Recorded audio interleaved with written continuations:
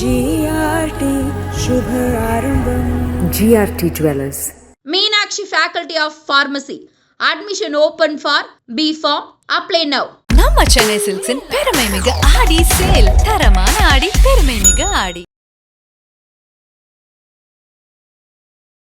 88, 89 காலகட்டங்களில் சென்னைக்கு வந்துட்டார் பாலா.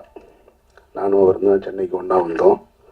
அவர் பாலுமேந்திரா சார்ட்ட உதவி இயக்குனராக சேர்ந்து 93 வந்து முதல் முறையாக படம் பூஜை போடப்பட்டது. பாலா இயக்குனராக அறிமுகப்படுத்தப்பட்டார்.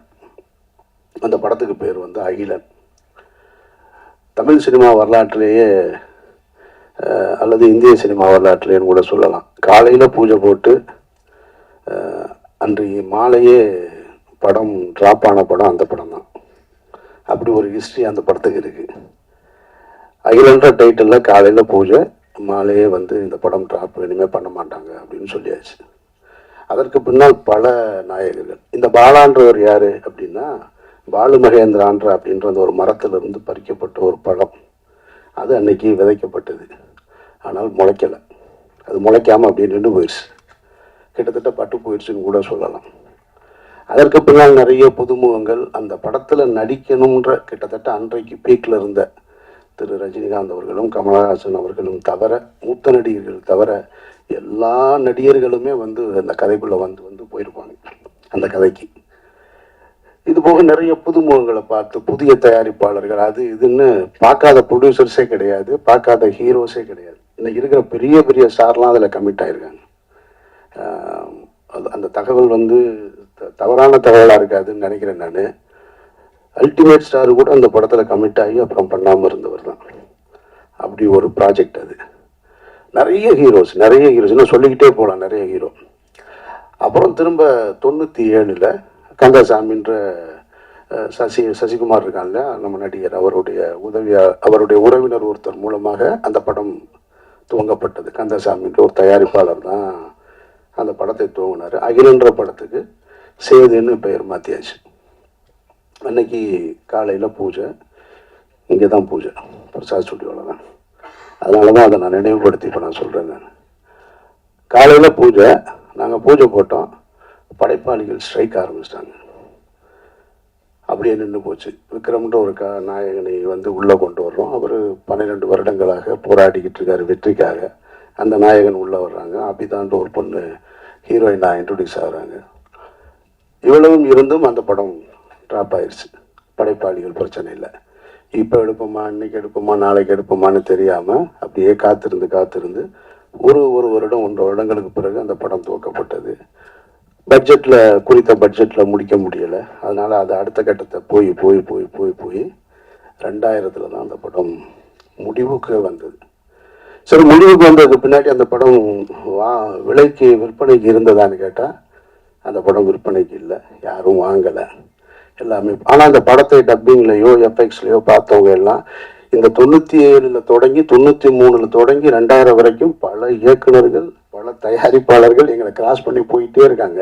ஆனால் நாங்கள் மட்டும் நம்பிக்கையோடு ஒரு அறையில் காத்துக்கிட்டே இருக்கோம். எங்கள் படம் ஒரு நாளும் ரிலீஸ் ஆகும், என்னைக்காவது ஒரு நாள் எங்கள் படம் வந்துடும்ன்ற நம்பிக்கையோடய உட்காந்துட்டு இருந்தோம். சரி, 2000 படம் முடிஞ்சதுக்கு அப்புறம் பார்த்தா அப்பவும் இல்லை. எங்களோடு சேர்ந்து பல ஹீரோக்களுடைய படங்கள் நாங்கள் டப்பிங் நடக்கும்போது பக்கத்தில் நடக்கும். இந்த சமீரா டப்பிங்கில் தான் நடக்கும். அங்கே பெரிய ஹீரோஸ்லாம் வருவாங்க, நாங்கள் அப்படி நின்று பார்த்துட்டே இருப்போம். அப்பவும் அது வியாபாரத்துக்குள்ளே வரலை. அதில் ஒரு நல்ல விஷயம் என்னென்னா, படம் நல்லா இருந்ததுன்றது மட்டும்தான் ஒரு இயக்குனர் தன்னுடைய கனவுகளை, ஒட்டுமொத்த கனவையும் தூக்கி ஒரு படத்தில் உழைப்பாக போட்டு படமாக்கி வச்சுருந்தார். அது அவருக்காக மட்டும் செஞ்சதில்லைன்றதான் ரொம்ப முக்கியமானது. அதை நம்ம கவனிக்கணும். அதை ஒரு டைரக்டர் இன்னைக்கு படம் எடுக்கிறாருன்னா அது உனக்கானது மட்டும் கிடையாது, ஒரு தலைமுறையை உருவாக்குறது. இது ஒரு தனிமனிதனுடைய இது இல்லை, ஒரு தலைமுறையை உருவாக்குறது.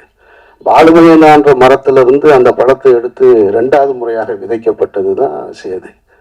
அது விதைச்சது சாதாரணமாக முளைச்சது. அங்கேருந்து தான் அமீர்னு ஒருத்தன் வந்தேன். அங்கேருந்து தான் சூர்யான்ற ஒரு நடிகர் உருவாக்கப்படுறார். அங்கேருந்து தான் விக்ரம்ன்ற ஒரு மாபெரும் நடிகர் உருவாக்கப்படுறாரு.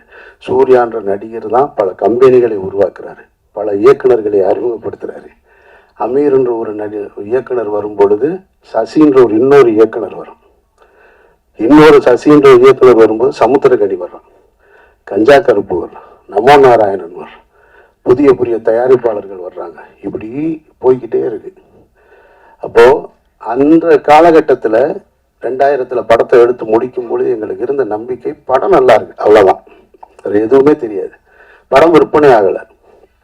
அந்த டைமில் இதே பிரசாத் லேபில் நான் அந்த படம் ரிலீஸுக்காக நானும் தயாரிப்பாளர் திரு கஃபார் அவர்களும், அவர் எனக்கு அண்ணன் கஃபார் அண்ணனும் சித்ரா லட்சுமணன் சாரும் அந்த ரிலீஸுக்கான வேலைகளில், ஏன்னா ரொம்ப சிரமம், ரொம்ப கடனில் இருக்குது, இந்த படம் எப்படி ரிலீஸ் ஆகும்னு தெரியாத ஒரு சூழல்.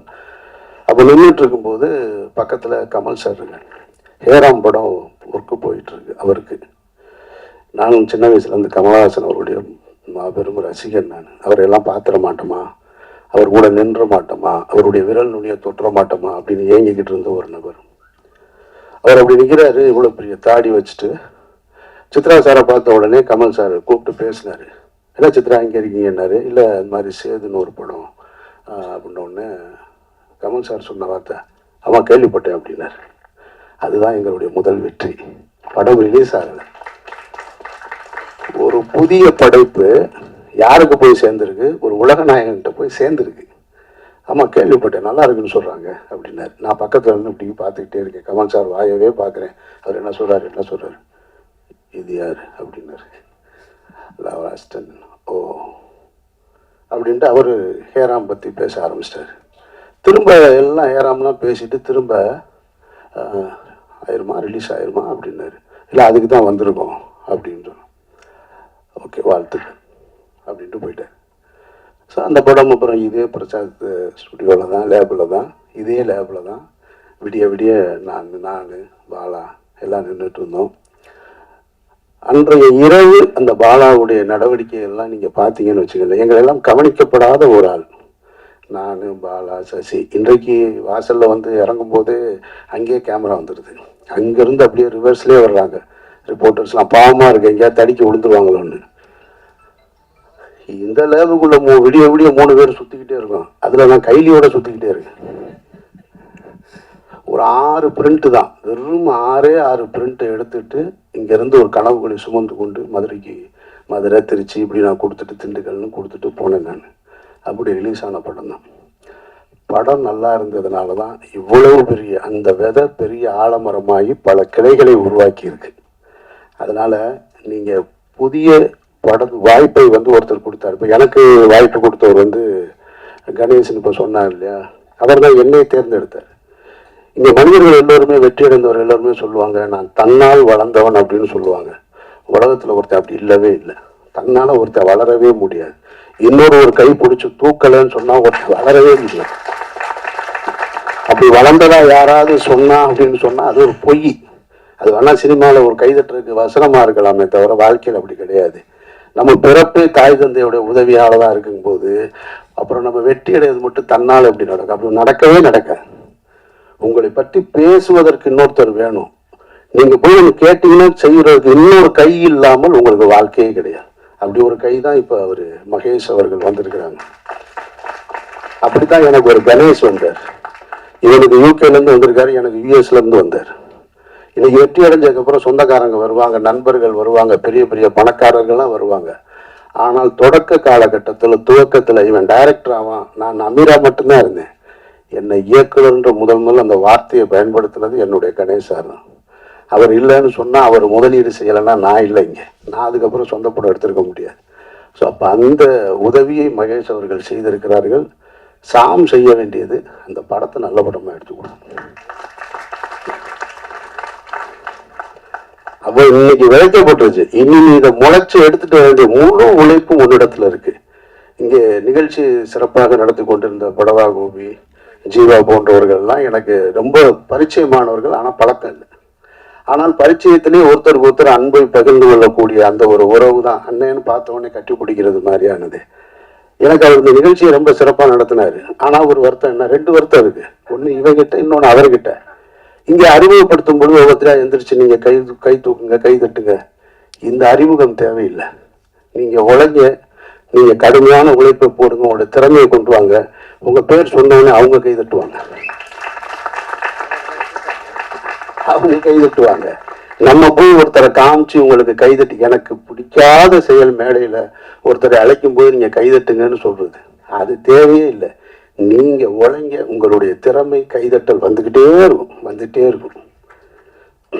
ஆட்டோகிராஃப்னு ஒரு திரைப்படத்தை எடுத்துட்டு சேரன்ற ஒரு இயக்குனர் லயலா காலேஜில் ஒரு ஃபங்க்ஷன், தண்ணீர் தேசம்னு ஒரு படத்துக்கான துவக்க விழா பப்ளிக் ஃபண்டில் வந்து அந்த படத்தை எடுக்கிறதுக்காக ஒரு ஓப்பன் கிரவுண்டில் ஒரு ஸ்டேஜ் போட்டிருந்தேன். அப்போ ஆட்டோகிராஃப் ரிலீஸ் ஆகிருக்கு. நாங்கள்லாம் உட்காந்துருக்கோம்.